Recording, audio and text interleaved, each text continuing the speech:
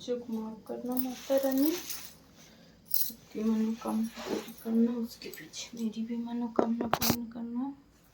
So friend, मेरी सारी तैयारी और श्रृंगार वगैरह मैंने चढ़ा दिया है भगवान को, और ये भी एक में वो करने के लिए रह गया था तो मैं कर रही हूँ। और अभी मैं करूँगी कथा। हो सकता है मेरा पूरा वीडियो ना आ पाए क्योंकि मैं भी अकेली ही हूँ, अभी कोई है भी नहीं कि हेल्प कर सके। तो बने रहिए पूरे वीडियो में। अगर अच्छा लगे तो प्लीज़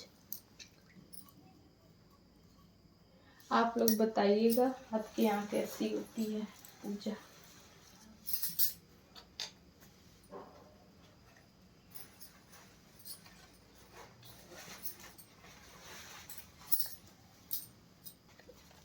छोटे छोटे पार्ट करके वीडियोस को डालूंगी।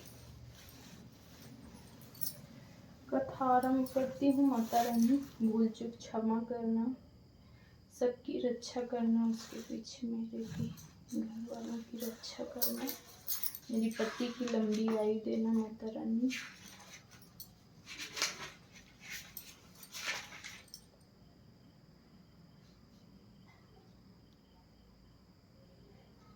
यह व्रत अति प्राचीन है, यह व्रत अति प्राचीन है। इसका प्रचलन महाभारत से भी पूर्व का है।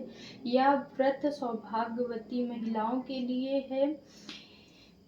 सामान्य मान्यता के अनुसार सुहागिनें इस व्रत को अपने सुहाग की दीर्घ आयु के लिए करती हैं। कहा जाता है कि पांडवों की पत्नी द्रौपदी ने भी किया था।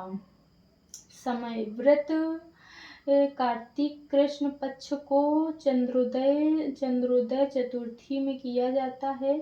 कार्तिक मास के कृष्ण पक्ष चतुर्थी को करवा चौथ कहते हैं। सुहागिनी स्त्रियों के लिए यह बहुत ही श्रेष्ठ व्रत है। स्त्री इस व्रत को पति की दीर्घ आयु होने के लिए करती है। इस दिन सुहागिनी स्त्री चावल पीसकर दीवार पर करवा चौथ बनाती हैं, जिसे वर कहते हैं।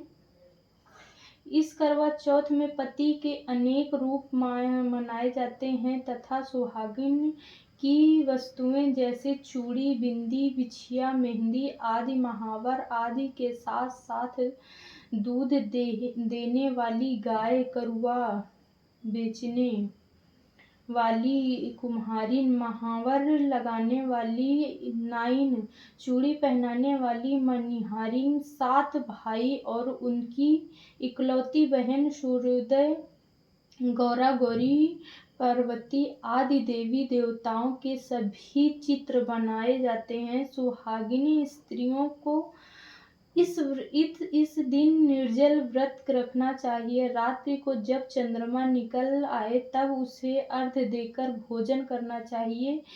पीली मिट्टी और गौरा बनाकर उनकी पूजा करनी चाहिए। नोट: यदि दीवार पर करवा चौथ बनाने में कोई असुविधा हो रही हो तो करवा चौथ का चित्र बाजार से लाकर दीवार पर चिपकाया जा सकता है।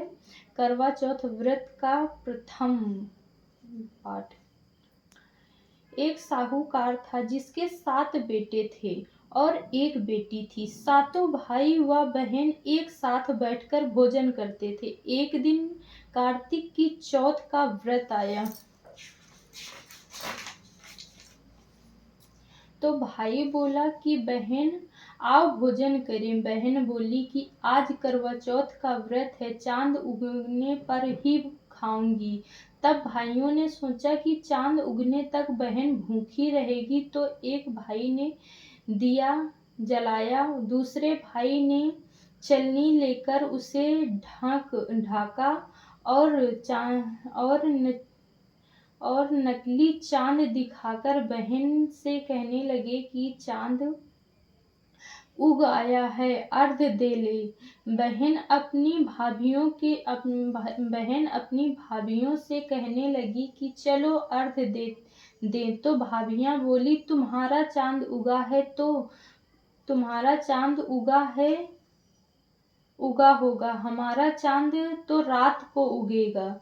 बहन ने जब अकेले ही दिया और खाने लगी तो पहले ही ग्रास में बाल आया, दूसरे ग्रास में दूसरे ग्लास में कंकड़ आया, तीसरे ग्लास मुंह की मुंह की ओर किया तो उसकी ससुराल से संदेशा आया कि उनकी उनके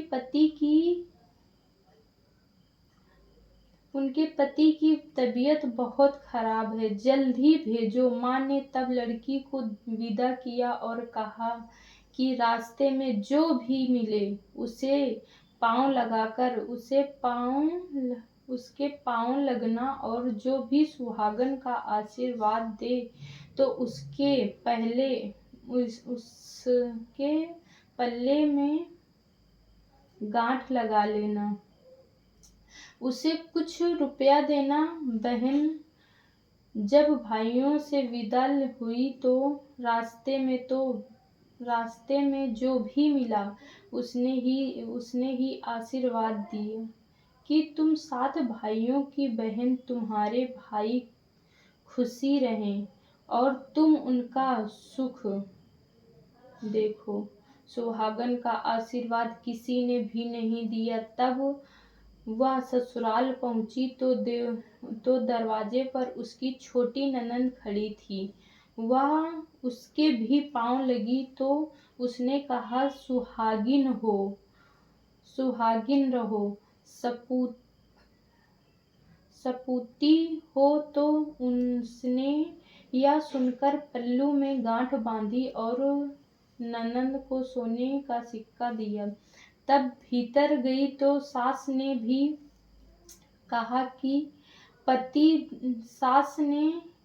कहा कि पति धरती पर पड़ा है तो वह उसके पास जाकर उसकी सेवा करने के लिए बैठ गई। बाद में सास ने दासी के हाथ बची खुची रोटी भेजी। इस प्रकार से समय बीतते बीतते मृगशिर की चौथ आई तो चौथ माताएं बोली,